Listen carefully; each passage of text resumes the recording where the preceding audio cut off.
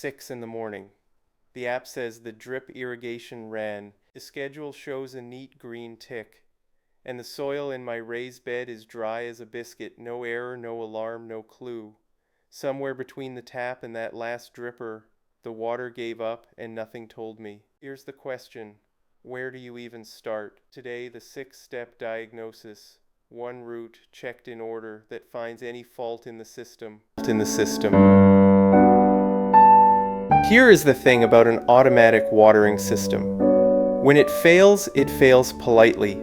A person who forgets to water at least knows they forgot. A drip system just stands there, looking professional, delivering nothing. The app is no help either, because the app does not measure water, it measures instructions.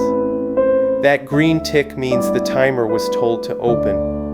Whether anything actually came out of the far end is a different story, and the app has no idea. Your first warning is usually a wilting plant 3 days after the fault, which is a terrible alarm system. By the time the leaves droop, the fault is already days old. One gardener on the forum summed up the mood of every install day and every repair day.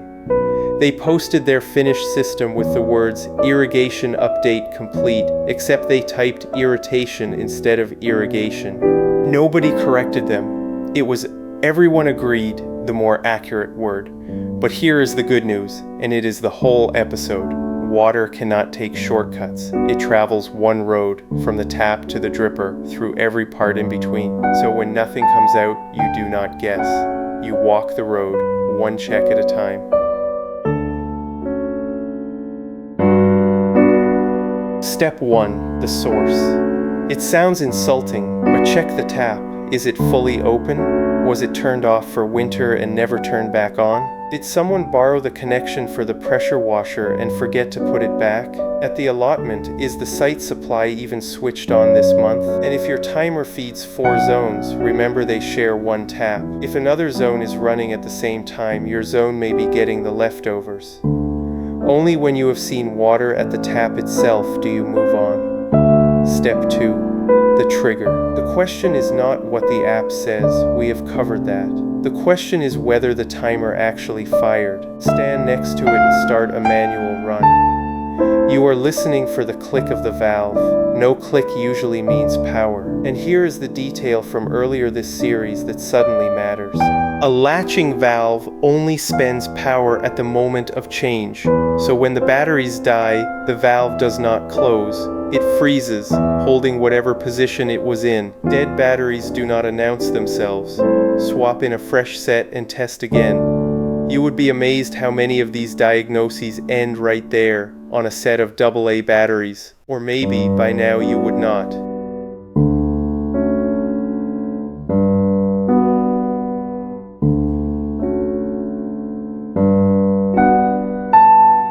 Step 3. The filter.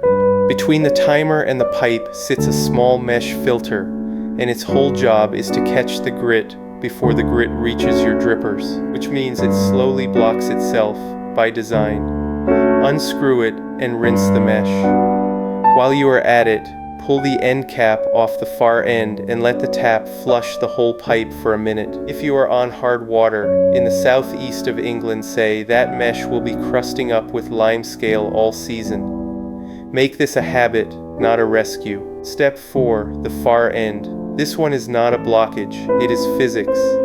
Every meter of pipe, every bend, every dripper along the way costs you a little pressure, so the last dripper on a long line is living on scraps. The front of the bed hisses, the back barely weeps. If that is your pattern, the line is too long or too crowded, and it wants splitting into 2 zones. And check one more thing while you are down there, the pressure reducer. Mains pressure in Britain commonly runs between 1 and 6 bar. Drip systems are designed for 1 to 2. Without that little reducer, drippers do not just underperform. They pop off the line like champagne corks.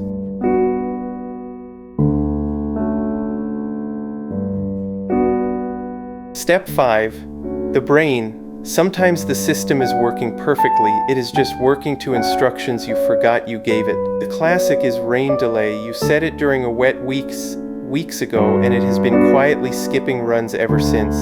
Check the app for any delay, pause, or skipped schedule before you blame the hardware. And one rule from this series worth repeating: rain delay has no business anywhere near a greenhouse zone. It rains outside, it never rains in there. Step 6. The escape. The water left the tap, passed the timer, cleared the filter. It went somewhere, just not where you wanted.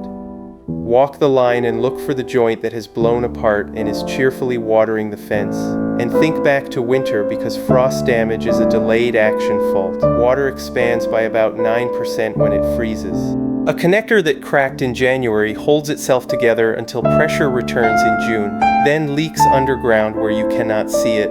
If nothing shows, here is the referee's decision. Close every outlet, make sure nothing in the house is drawing, and watch your water meter. If it is still creeping, water is escaping somewhere on your side of the meter. That trick settles the argument every time.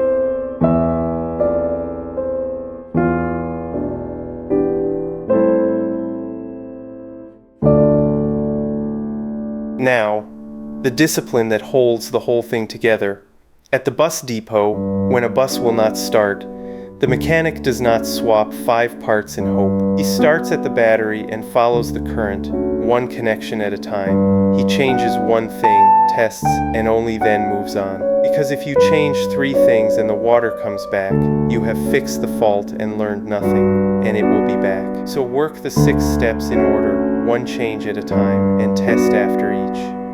And if you get through all 6 and it still will not behave, there is one move left, and it never fails.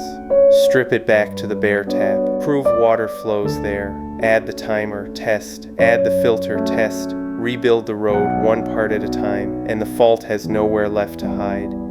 It is slow and it is certain, and slow but certain wins a diagnosis.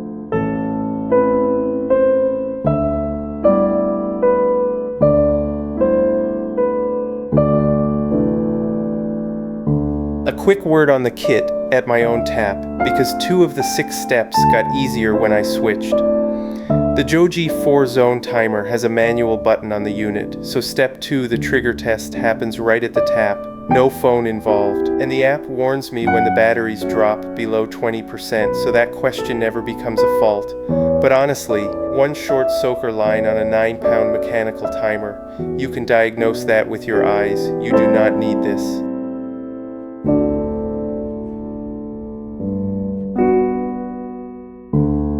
And that is the last repair of the season, because this is episode 20, the end of Build Your System.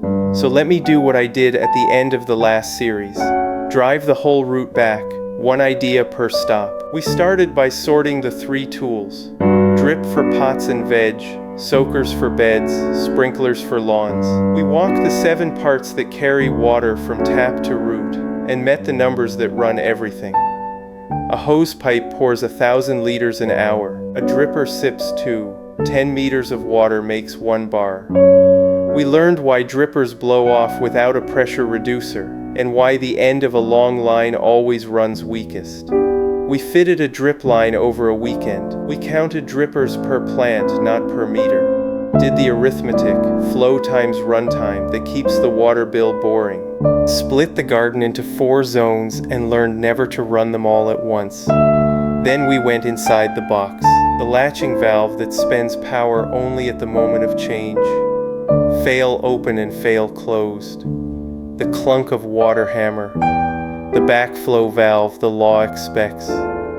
What an IP rating actually promises. Why winter kills more timers than summer, and the 9% expansion that does the killing. How to unblock a dripper. Why soaker hoses argue with mulch, and why gravity from a water butt will not run a drip line. And today, the 6 steps that find any fault. That was the series. You can build a system now, you can run it, and after today you can fix it. So where does the route go next? Here is the truth about everything we built this series. A perfect system, tuned and tested, still has to survive Britain. It has to survive a hosepipe ban, and the neighbor who watches you use it during one. It has to survive a heat wave with your pots, a fortnight in Spain, and a greenhouse that turns into a desert every afternoon. It has to survive a lawn going brown and crunchy down south, while I am getting rained on here in Belfast. The next series is called The British Garden Survival Guide. 20 episodes on gardening in this country as it actually is. The rules, the weather, the water bills, hosepipe bans, and what you can legally do in one. Lawns you should let go brown, and new turf you never should. And we open with the story the forums retell every single summer. You go away. You ask a human being to water the garden. You come home to the consequences. It is the disaster. The forums know best. It has a body count and it has a fix. That is episode 1, the holiday watering disaster.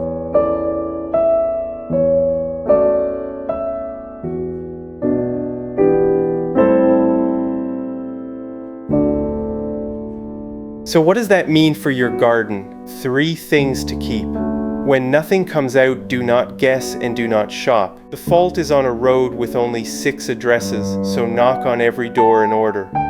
Check the cheap and boring things first, the tap and the batteries, because that is where so many of these stories end. And change one thing at a time so that when the water comes back you know why.